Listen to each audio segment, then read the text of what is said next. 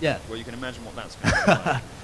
It says it offers a 9-week program for male that discusses male privilege, patriarchy, the language of dominance, rape culture, pornography, machismo, and other topics. You know, and that's kind of scary. And Yes, it is. I was just wondering what your thoughts are on that. Well, my thoughts are I hope that course is, remains unsubscribed. Yeah.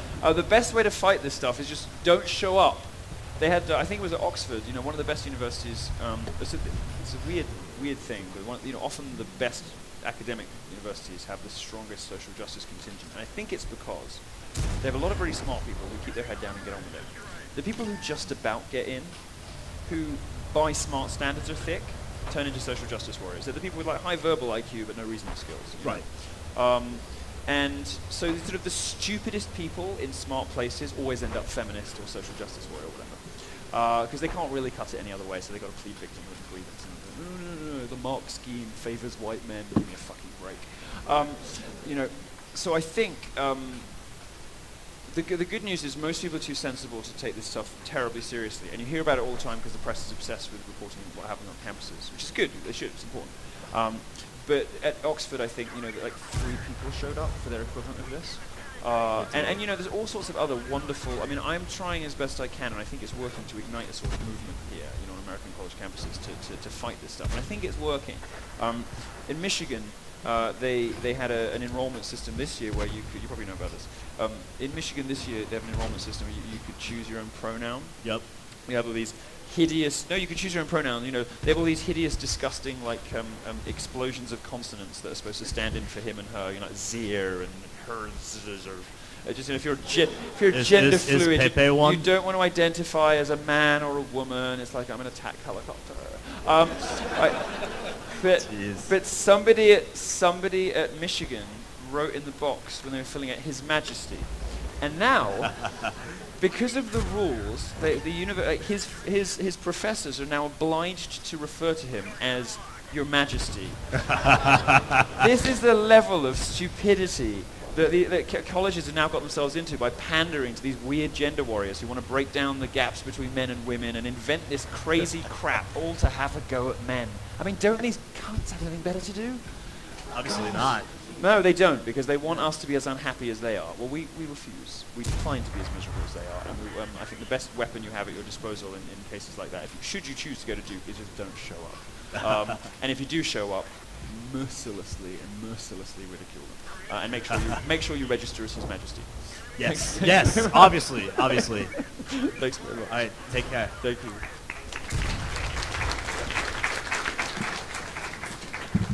First thing I have to say, I promise I'm not with that guy, but where he was saying he lost a bunch of weight, so far I've lost about 40, 50 pounds. Well, congratulations. Between Cole Arbor. Well, so fat shaming does work. Of course it works. In what universe does fat shaming not work? If you're with somebody and you love them and they say, not tonight, of course you're going to stop eating. Anyway, carry on, please. All right, so yeah. I'm trying. Be good. Well, congratulations. Right, so a couple of people, maybe the Ben Shapiros or, some of those people, have become concerned that maybe the right's beginning to bully in the same ways that the left is. Yes. This was the main thing that Breitbart himself fought when he was alive, was the bullying of the left. Those people that are concerned, and I may consider myself one of them, what would you say, or what would you say to those people to kind of quell those concerns? Excellent how question. Would you not it's the justify best question I've been asked in a while. Okay. Well, I don't want everyone to be like me. And I understand that, that my language can be very strong sometimes. I wouldn't want the whole movement to be like me. But let's be honest, polite conservatism hasn't worked. It didn't work. And, high-minded, well, let's rise above it and let's be better men even if we lose. Well, that got you Obama, and it may now get you Hillary.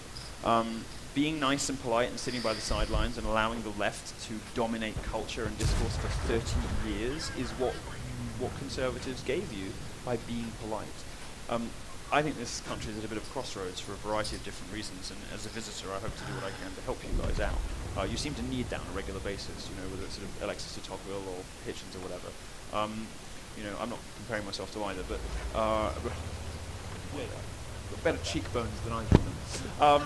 That's all I've got, but I'll take it. No, you seem to require Europeans to come over every once in a while and remind you how great you are and to implore you to stay that way. There's too much at stake to be polite now. And, you know, with great respect to Ben, and he is a fearsome mind and a brilliant, brilliant thinker, a very smart guy, his version of conservatism didn't work. It has been tried and it failed. And I think something a bit more robust and a lot more fun is called for. Because, you know, it's easy to say, which I don't think is true, that there is a risk that, you know, whether it's alt-right or Trump or whatever, these new strands in conservatism are mean and bullying like the left. Well, they can take it after what they've dished out for the last 30 years. They can take it. And frankly, they deserve it. And a couple of years of robust, mischievous, fun, defiant irreverence from the right, it has been a long time coming. And I think that conservatives and libertarians owe it to themselves, and I think they deserve it, and I think they should take it. One final thing, I'd shoot myself if I didn't ask this after driving three and a half hours. Well, thank you. Any chance that we will